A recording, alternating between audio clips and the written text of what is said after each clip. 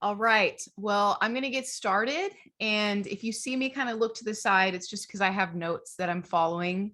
But we're also going to be trying something that I think is new for you guys. I might be switching to some slides here and there that kind of help you follow along with what I'm teaching. But basically, I wrote a book. Goodness, it's been 7 years ago. Called Eliminating Fear: How Removing the Fear of God Leads to Removing Fear in Life.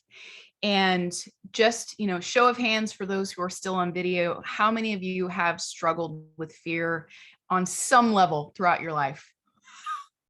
That could be stress, anxiety, worry. Fear can take on many, many forms. But for me, fear's kind of been a lifelong struggle.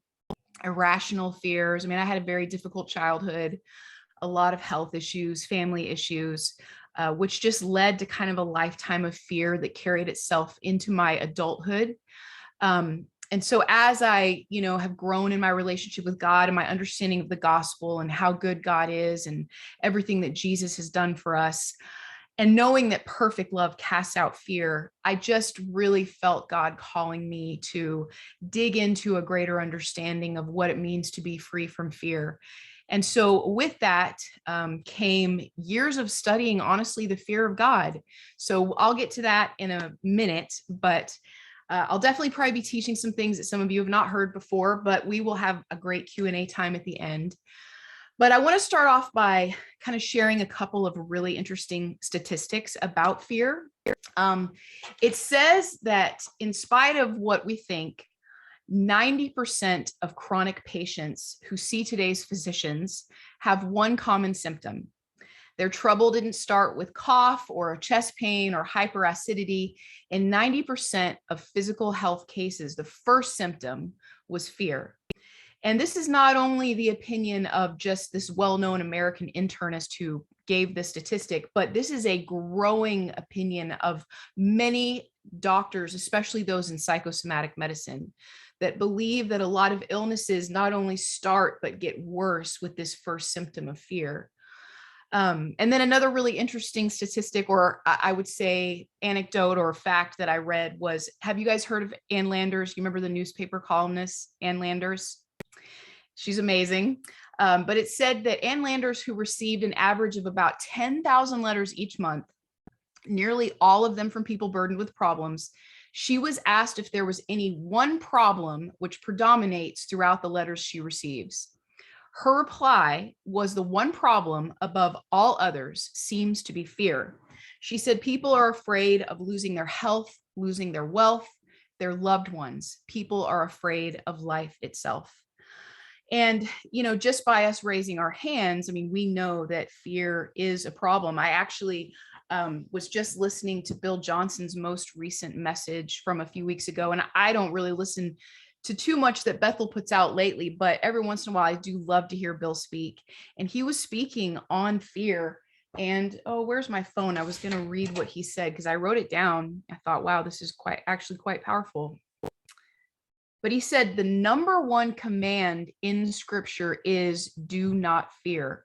It's repeated the most often because it's the most needed. Everything we do in life is either out of love or out of fear. I thought that was just a really powerful thing to say.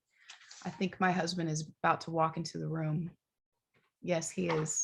Hello, Rick. Hello. I don't want to try to interrupt. He's trying not to interrupt, but Rick just walked in. Anyway, I want to read you guys. I want to show you guys the slide here in a second, but there's this really great doctor and author, Dr. Timothy Jennings, who basically did a study of the brain. And it wasn't just a study of, how fear affects our brains. It was actually a study of how our view of God affects our brains. So let me just show you guys this slide if I can do this quickly enough. So it says here, brain imaging has documented the phenomenon that when we worship a vengeful God who abuses freedom, when we anticipate the return of a punishing God, our fear circuits grow stronger and our prefrontal cortexes are damaged in the brain region where we experience love, empathy, and selflessness. But when we believe lies about God, those false beliefs actually damage us, change our neural circuits and warp our minds and characters.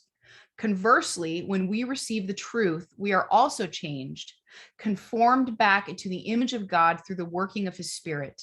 Brain research has demonstrated that the kind of God you worship changes your brain. Only the worship of the God of love brings healing. Holding to lies obstructs the healing process. So this is kind of what brought me into making sure that my relationship with God was free from fear, because the type of God that I worship affects my brain. It affects my prefrontal cortex, which is the place where I experience love, empathy, and compassion. And I grew up in a denomination where God was a God we were in some way supposed to be afraid of. And I'm sure that most of you in this room, probably all of you, are not afraid of God. But at the same time, if you grew up with any of that in your background, sometimes there can be bits of it that still linger. But the second big thing is just when we talk about the fear of God, I'm going to give a completely different teaching that you probably have heard, and it's not going to be reverence or awe or a lot of the explanations that we hear, but we'll get there in a minute. But I think it's just really important that as we're moving forward, we understand that our view of God actually affects our brains. I think that's just a really important thing. And that's why I think it says in Philippians 4:8 that we think upon things that are good. We think upon that what is love, that which is lovely, that which is pure, that which is good, that which is righteous. We think upon these things because what we dwell upon affects our brains. So our view of God, it affects everything in our lives. And I think that when we go back to thinking about the type of God that we worship or the type of God that we believe in, we can't help but stop and go, okay, well, the Old Testament in some ways portrays a God that's kind of scary. I mean, and I'm just being honest. I mean, there are stories in there that would make you go, is that my God? Is that the God that I worship? But then when we know the gospel, we know that everything has to be looked at through the lens of Jesus, that the full picture of who God is was not on display until Jesus came. And so we have to view God through who Jesus is. The Old Testament, I'm not saying that it's not important and that it's meant to be there and that we grow and learn from it, but Jesus trumps anything and everything. We have to look at God through the lens of Jesus. He is the perfect representation of his Father. So it's just important to think about those things and wrestle with those things. And not all of us have it all figured out or have the perfect answer for how everything in this life with Jesus works. But it is important to wrestle with some of those things that, you know, maybe have plagued us in our Christianity and as we've grown in our relationship with God. So let's dive into this thing on the fear of the Lord. Get ready. I'm just warning you. I will show some slides so that we can follow along. But we all know some of the most popular verses about fear, one being 1 John 4:18. I mentioned earlier, perfect love casts out fear. Also, 2 Timothy 1:7, for we have not been given a spirit of fear, but a spirit of power and of love and of a sound mind. But the verse I really want to stop and dissect today is probably one of the most popular verses on the fear of the Lord, which is Proverbs 9:10. Some of us could probably even quote it. The fear of the Lord is the beginning of wisdom, and knowledge of the Holy One is understanding. And this is a very well-known verse. I'm sure all of us have read it, heard it at some time in our lives. And growing up, you know, I've usually heard that the fear of the Lord means our awe or our reverence, maybe even like a holy shaking in his presence. But I want to kind of dissect this even a little deeper. I'm going to actually share my screen again. So give me just a second. And save those questions if you have them. Oh, I shared the wrong thing. Let me try that again. There we go.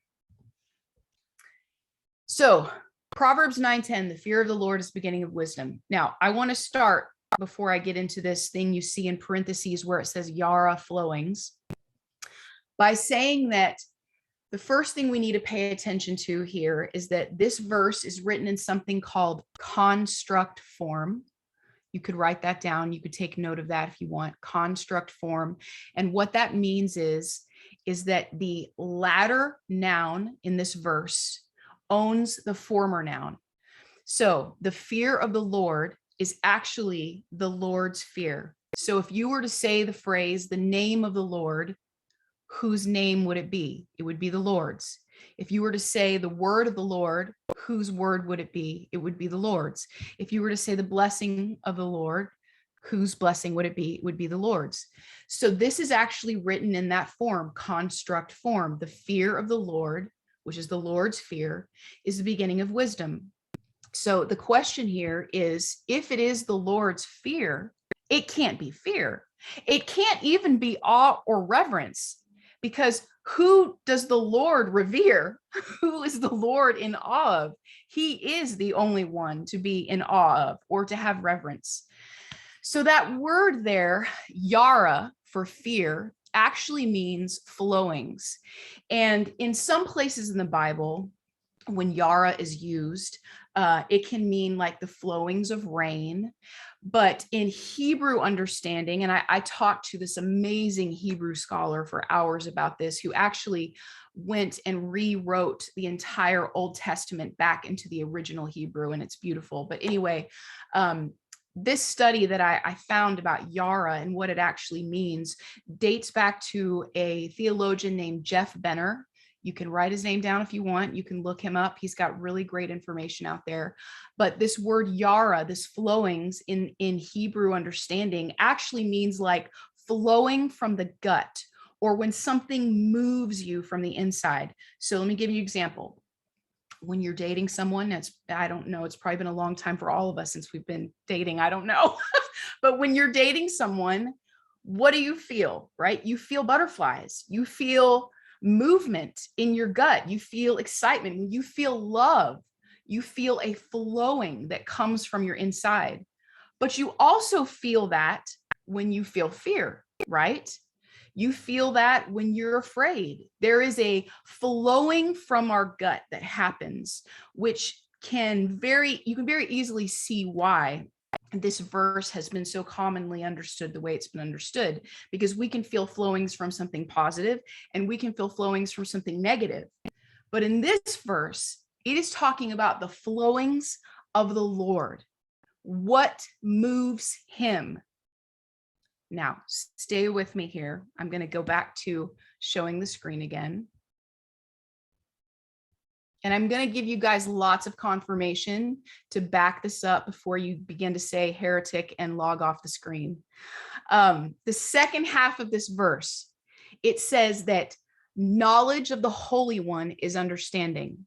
Now, when in Hebrew, parallelism is something that is a common way of writing, where when they wrote a scripture, particularly like in the Psalms, we see this over and over again, they write one thing and then they write a second thing to back it up. It's parallelism, two different phrases that affirm the same understanding. So if we look at this verse and we say the fear of the Lord, or what flows from the Lord, what moves the Lord, getting in touch with that, that's the beginning of wisdom. Then the second part is literally saying that intimate knowledge of the Holy One is understanding, which would completely back up that first half. If we said that getting in touch with what flows from the Lord is the beginning of wisdom, and intimate knowledge, that word knowledge there is yada, like sex, and intimate knowledge of the Holy One is understanding, suddenly that verse makes complete sense and has this meaning that you're like, oh my gosh, I can see what was trying to be said here. Now, again, I don't want to lose you, so I'm going to jump to another scripture to kind of back this all up so that you can feel like, okay, this does make sense. We're going to jump to Psalm 19. I'm going to put it up on a slide. If you want to look it up in your Bible, feel free. But I think it's easier if we could follow along on the slide.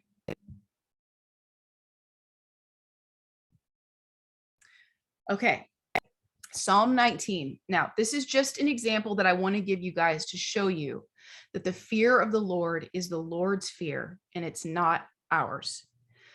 Look at Psalm 19, 7-9. The law of the Lord is perfect, reviving the soul. Well, whose law is it? It's the Lord's. The testimony of the Lord is sure, making wise the simple. Well, whose testimony is it? It's the Lord's. The precepts of the Lord are right, rejoicing the heart. Whose precepts? Obviously the Lord's. The commandment of the Lord is pure, enlightening the eyes. Whose commandment? Obviously it's the Lord's. The fear of the Lord is clean, enduring forever. Wait, my fear of the Lord? Well, that wouldn't make any sense. This entire scripture, we have been talking about things that are the Lord's. And then we get to the fear of the Lord and we try to attribute it to us, something that we have. No, it's actually saying that it is the Lord's fear. It is clean, enduring forever.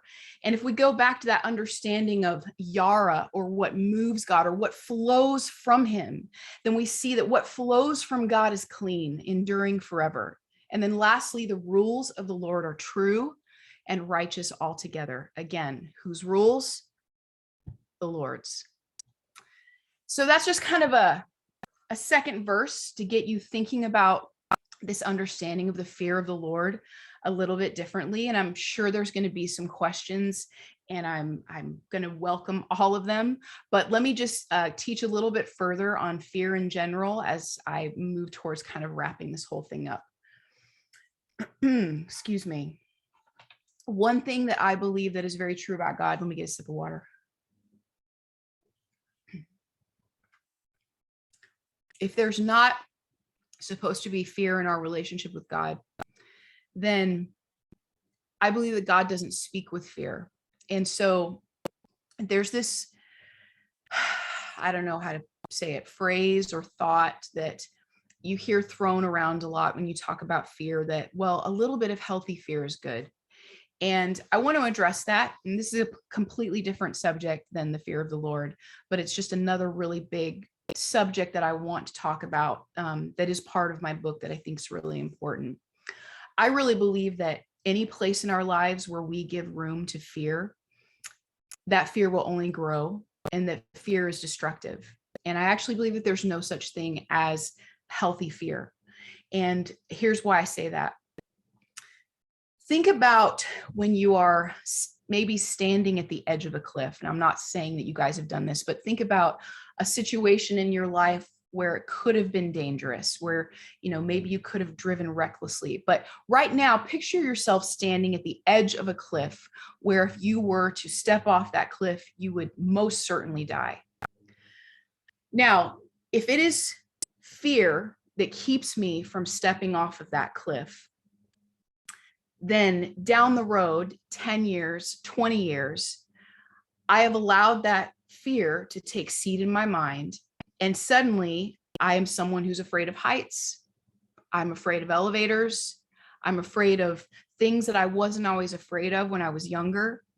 And I really believe it's because that seed of fear begins to take root. So then you ask yourself, well, Melissa, what keeps me from jumping off of the cliff if it's not healthy fear?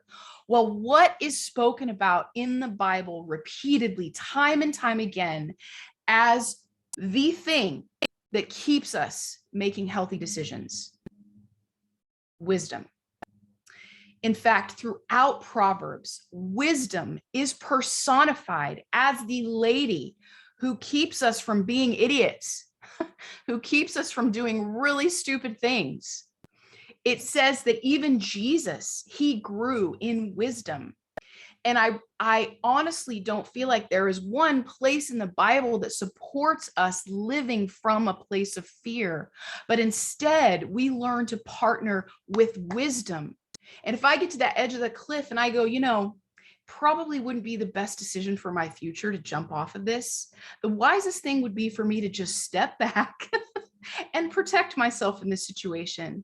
Then 10, 20 years down the road, I've allowed a seed of wisdom to take place in my mind that flourishes into something grand and great and keeps me from the trap of fear. Now, I'm not saying that this is an easy switch in our brain to think this way, but one beautiful thing about our brain is that we have something called neuroplasticity. And neuroplasticity means that no matter how old we are, we can still change the way we think. We can still create new neural pathways in our brains. It is never, ever too late.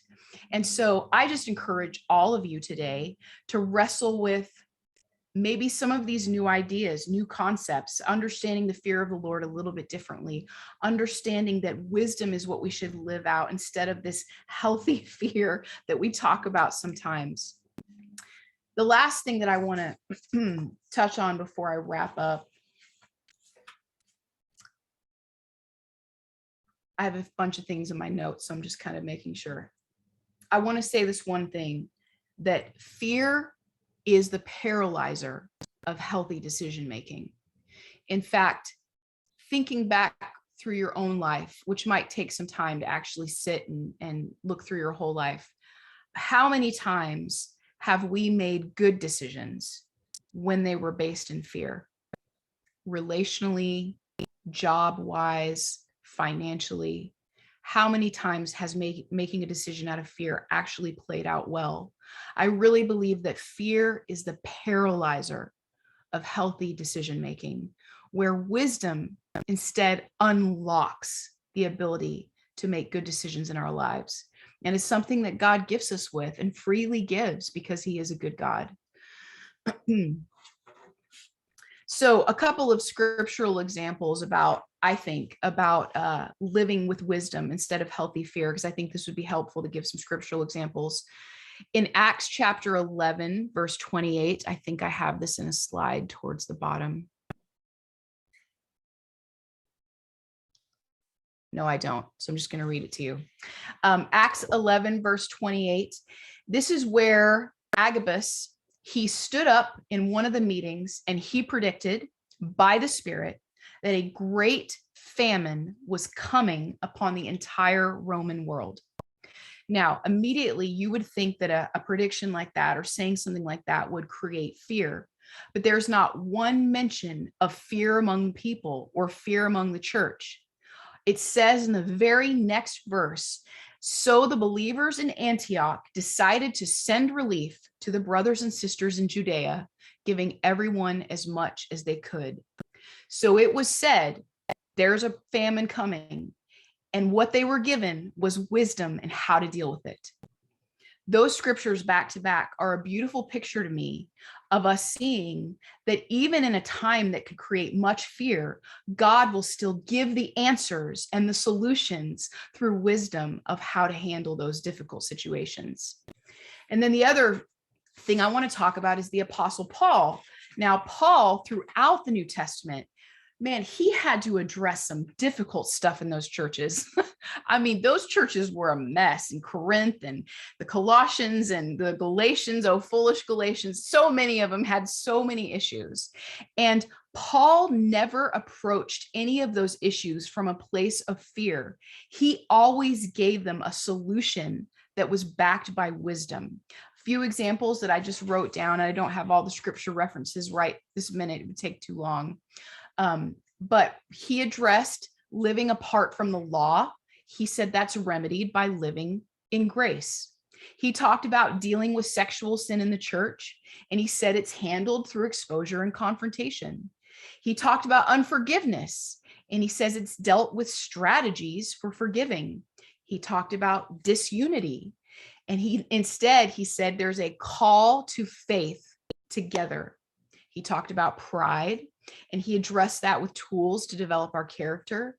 He talked about persecution, and he said it's overcome with the strength that God gives us in our weakness. He talks about physical ailments, and he says that we have been given the power to heal. He talks about struggles in marriages, struggles in singleness, and he gives options for how both can be handled. And he even talked about the loss of hope, which I think is one of the most difficult things that we can face. And even in the loss of hope, he says that that's removed when our lives are hidden with Christ and we realize that our lives are hidden in Christ. So Paul I mean, he was addressing issues that should have created fear time and time again. And instead, he offered wisdom for how to deal with these difficult things in their lives. So, wrestling with the idea of fear taking root on any level is an important thing. And I don't have it all figured out. I still struggle with fear in some areas. I am not completely free from fear, but I'm in a much better place than I was years ago. And I know that it's because God, in his revelation, he transforms us. It's the renewal of our minds that brings transformation. And so it's always important to just wrestle with things that possibly could be holding us from some serious transformation, that next level. Now, obviously, Jesus did everything on our behalf, and none of this is anything we have to work or strive for. Mind renewal is simply waking up to the truth, waking up to new reality that we may not have considered before. And in that, our mind begins to be renewed and transformation continues to take place in our lives. So I'm going to leave it at that. There's a number of other things I could say, but I know if I get into something else, it'll just be another 10 or 15 minutes of me talking. So I'm just going to leave it at that and then open it up to questions.